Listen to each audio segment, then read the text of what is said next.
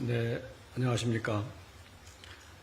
이재명 대통령의 G7 정상회의 참석 계기 첫 유럽 순방 일정이 절반을 지나가고 있습니다. EU와 이탈리아 방문 결과를 중심으로 중간 브리핑을 하고 앞으로의 일정에 대해서도 소개해 드리는 시간을 갖겠습니다. 먼저 EU 방문 배경과 의미입니다. 이 대통령 취임 직후부터 EU 측이 대통령님의 브뤼셀 방문을 초청해 왔습니다.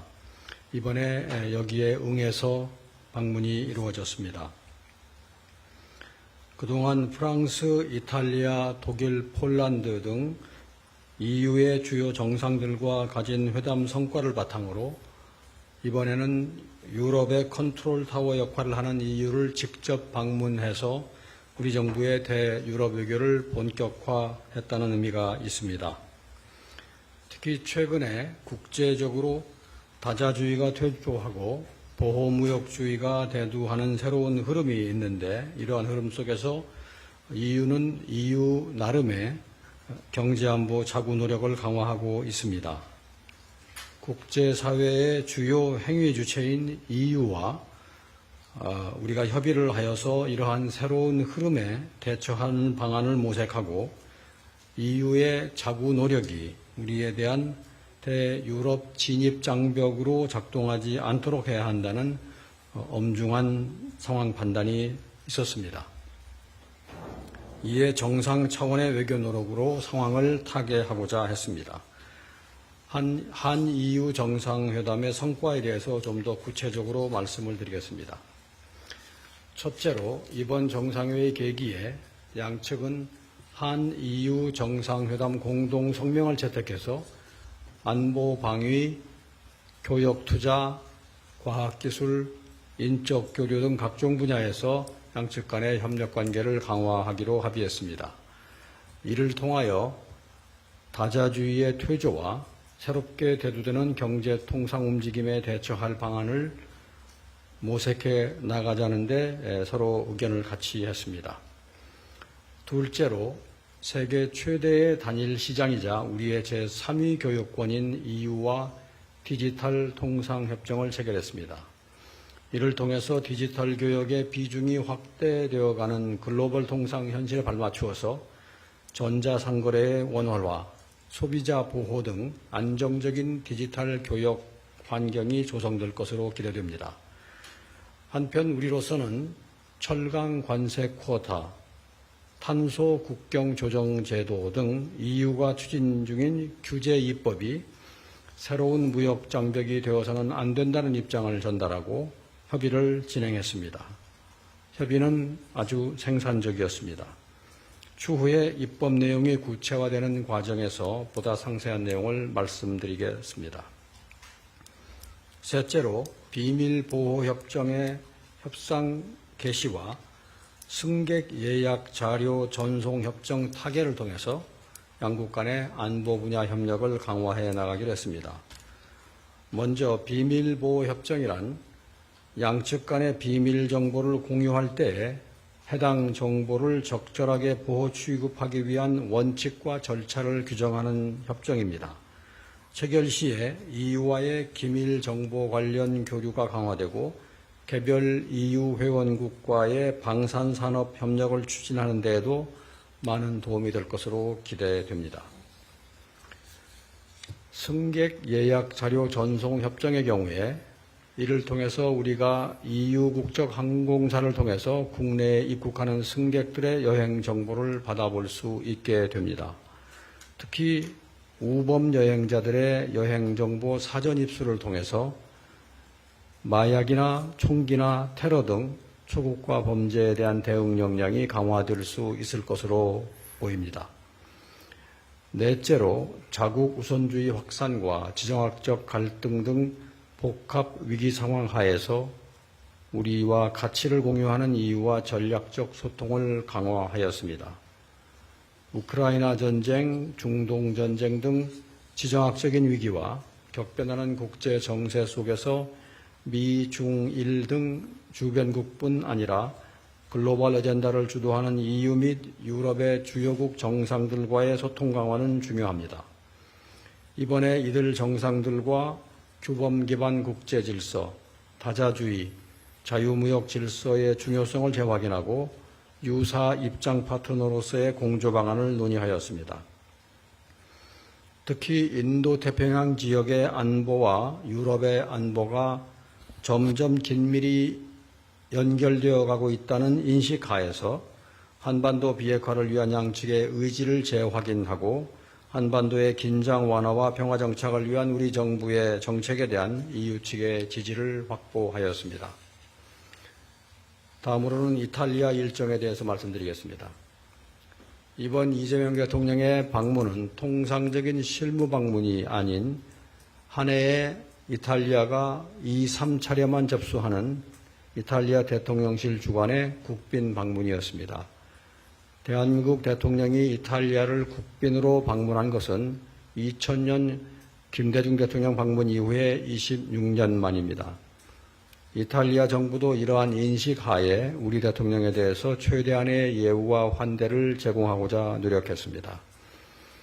6월 10일 밤에 공군 1호기가 이탈리아 영공으로 진입하자마자 이탈리아 전투기 2대가 접근하여 호위한 장면을 기억하실 것입니다. 11일 국빈 만찬에서 마타렐라 대통령이 우리 대통령님께 이탈리아 공화국 기사 대집사 대십자 공로 훈장을 수여한 것 또한 이탈리아 측이 우리 방문에 기울인 정성과 예우를 잘 보여줍니다. 여러모로 의미가 큰 방문인 만큼 따뜻한 환대 분위기 하에서 일정이 진행되었습니다. 어제 저녁에 100여 명이 참석한 가운데 열린 국빈 만찬에서 마타렐라 대통령이 우리 대통령님께 직접 훈장을 설명하고 양 정상 모두 상대국의 언어도 활용해 가면서 건배사를 교환하여 화기애애한 분위기가 한껏 무르익었습니다.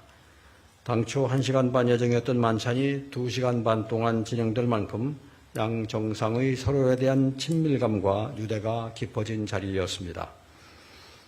이어서 오늘 개최된 멜로니 총리와의 공식 회담은 시종일관 양국 관계 발전을 위한 진지한 토론으로 진행되었습니다. 양 정상 간에 벌써 3번째 회담인 만큼 상호 신뢰와 공감에 기반하여 양국의 다양한 현안을 허심탄회하게 풀어내는 자리였습니다. 특히 대통령님께서 공동 언론 발표에서 언급하신 것처럼 지난 1월 멜로니 총리와 회담에서 우리 측이 제기한 초감가상각 제도 문제와 관련하여 이탈리아 측의 빠른 대응 덕분에 우리 기업에 대한 부정적인 영향이 해소되는 성과가 있었습니다.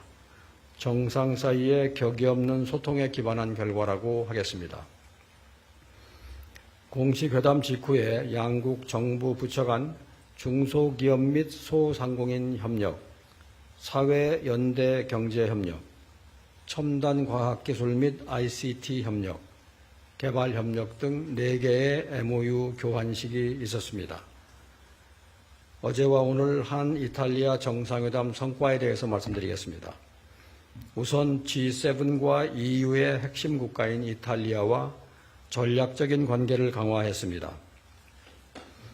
조금 전에 유럽의 컨트롤 타워 역할을 하는 EU로부터 근본 유럽 순방을 시작했다고 말씀드렸는데 EU와 큰 틀에서 가치 기반의 협력 논의를 진행했다면 이탈리아와는 한층 더 구체화된 파트너십 강화를 도모하였습니다. 양국 관계를 8년 만에 특별 전략적 동반자로 격상함으로써 호혜적인 협력 강화와 지정학적인 불안정 속에서 글로벌 도전과 함께 대응해 나가기 위한 협력 관계를 심화했습니다. 현 정부 들어서 우리의 G7 국가와의 관계 격상은 4월에 마크롱 프랑스 대통령의 방한객이 한 프랑스 관계를 글로벌 전략적 동반자로 격상한 데 이어서 2번째입니다. 양국은 2026년과 2030년 한 이탈리아 전략적 행동계획도 채택하였습니다. 지난 1월에 멜로니 총리의 방한 시 제안에 따른 것입니다. 한국과의 협력을 더욱 체계적이고 꼼꼼히 챙기고자 하는 이탈리아 측의 의지를 보여주는 대목입니다. 행동계획 문안을 보도자료와 함께 배포해 드렸습니다만 경제, 과학, 문화, 교육, 인적교류, 국방, 치안 협력에 이르기까지 그야말로 전방위적인 협력을 포괄하고 있습니다. 또한 이탈리아와 공동 번영으로 나아가기 위한 다방면의 실질 협력을 강화했습니다.